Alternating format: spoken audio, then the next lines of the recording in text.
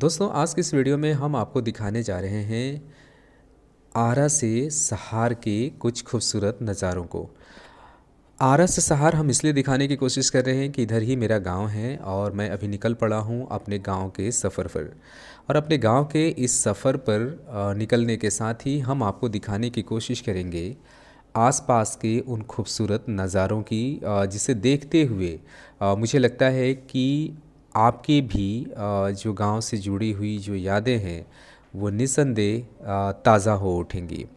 तो बने रहिए हमारे साथ और हम आपको लिए चलते हैं अपने गांव और अपने गांव के कुछ दिखाते हैं तस्वीरें, कुछ वीडियोस, जिससे कि गांव की जो लाइफ स्टाइल है, गांव की रोज़मर्रा की जो ज़िंदगी है, शायद उसे देखकर समझ पाना और आसान हो जाएगा।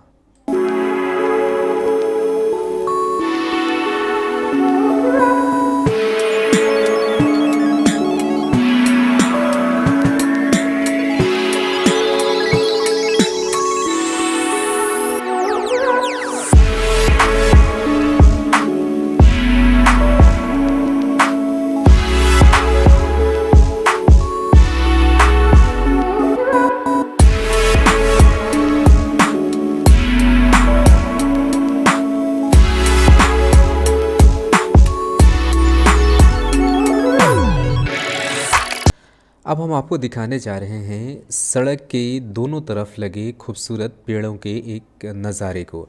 जी हाँ, यह नज़ारा है आरा से सहार के बीच पड़ने वाला एक जगह है अगियाँव। और अगियाँव से जस्ट पहले की अगर हम बात करें तो यह खूबसूरत नज़ारा है जहाँ सड़क के दोनों तरफ काफ़ी खूबसूरत पेड़ हैं और सड़कों पर उस वजह से काफ़ी छाया भी है। आते जाते जो लोग हैं, जो यात्री हैं, जो चलने वाले राहगीर हैं, उन सब को इन पेड़ों को देखकर बड़ा ही सुकून मिलता है, या हम कह सकते हैं कि काफ़ी वो सुकून का फ़ील करते हैं। तो इस तरह से हम बढ़ रहे हैं अपने गांव की तरफ और हम जल्द ही अपने गांव में भी एंटर करेंगे। तो पहले आप देखते जाइए नज़ारा, फिर हम बढ़ रहे हैं आगे की तरफ।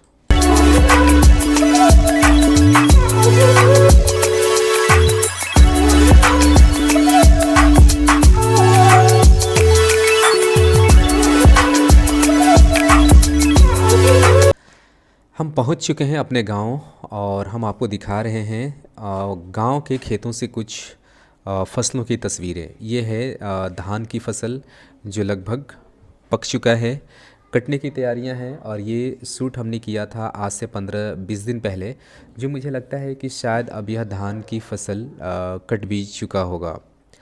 तो ये नज़ारा है जो कि काफ़ी खूबसूरत है। ताड़ के काफ़ी पेड़ दिख रहे हैं आपको, और ये ताड़ के पेड़ हमारे गांव की खूबसूरती में चार चांद लगाते हैं, या कह सकते हैं कि हमारे गांव की पहचान भी है ये ताड़।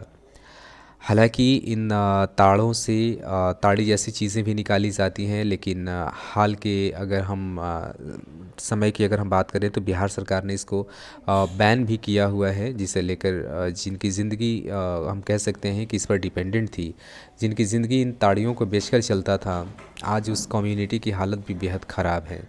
तो ये कुछ खूबसूरत नज़ारे हैं जिसमें हम आपको दिखा रहे हैं ताड़ के पेड़ों को। और ये ताड़ का ही एक कह सकते हैं कि एक पेड़ है जो बीच से लगभग टूट सा गया है। तो ये नज़ारा है और इसके बाद हम सीधा चलते हैं एक सरसों के खेत की तरफ। सरसों के खेत में हम कह सकते हैं कि ये पीले पीले फूल जो किसी को भी अपनी तरफ अट्रैक्ट कर सकता है। तो ये है सरसों का खेत और ये लगा हुआ फूल, और उस फूल पे मंडराता हम कह सकते हैं कि एक भौरा, या फिर हम कह सकते हैं कि एक छोटा सा कीट। तो ये खूबसूरत नज़ारा है सरसों के खेत का। और इसके बाद हम आगे अब सीधे हम आपको लिए चलते हैं एक क्रिकेट के ग्राउंड में। देखिए इन बच्चों की क्रिकेट।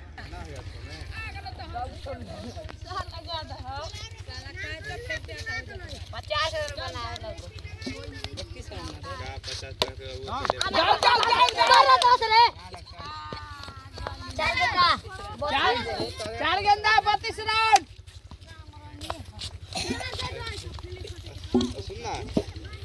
रन भागले साला बहुत रे छावे बार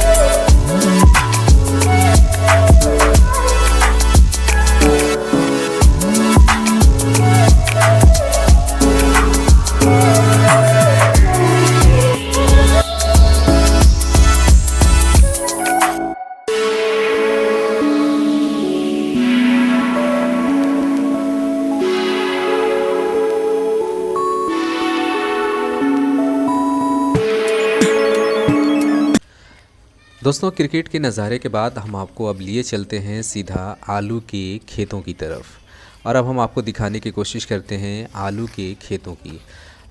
मैं कह सकता हूँ कि हमारे गांव से ठीक पूरब दिशा की तरफ का ये नज़ारा है।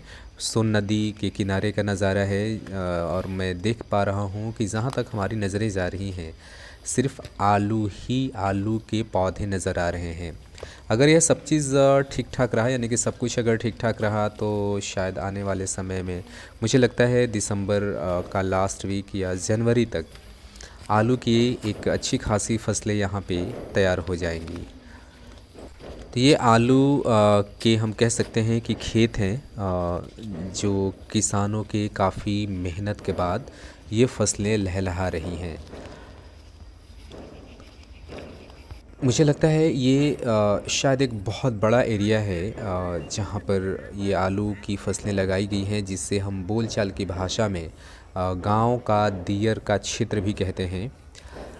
हालांकि जैसा कि मैं जब यहाँ पे घूम रहा था तो आसपास के क्षेत्रों में कई सारे पक्षियों की आवाज़ें भी आ रही थीं, जो हम कह सकते हैं कि इसकी जो खूबसूरती है उसकी खूबसूरती को ये बढ़ा भी रही हैं।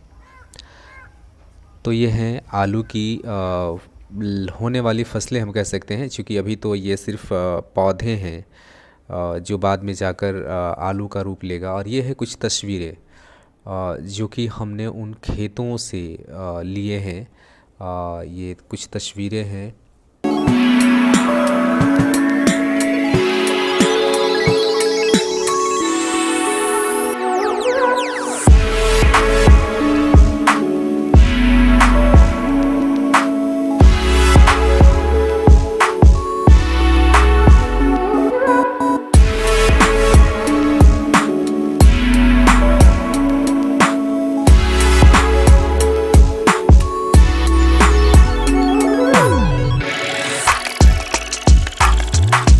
अब समय हो चुका था कि अब हम लोगों को लौटना भी था।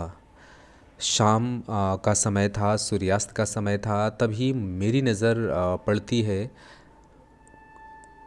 इन पर, जो कि ये भी कहीं ना कहीं अपनी दिनचर्या के हिसाब से गांव के बाहर जाकर दिन भर हम कह सकते हैं कि इनकी जो अपनी एक रूटीन है इन जानवरों की, उन्होंने पूरा किया और पूरा करने के बाद ये घर की तरफ लौट रहे हैं। मैं भी जब लौट रहा था तो मुझे भी एक नज़ारा दिखाई दिया, और ये है गांव के हमारे कुछ लोग या कुछ बच्चे जो इस हम कह सकते हैं कि पोकलिन मशीन के ठीक ऊपर बैठकर ये कुछ प्लेइंग कार्ड्स खेल रहे थे, यानी कि ताश की पत्तियां पटक रहे थे। मुझे देखने में बड़ा खूबसूरत लगा, तो मैंने भी इसे कैमरे में क्लिक कर लिया। तो आज यहीं तक, फिर मिलते हैं अगले वीडियो में। धन्यवाद।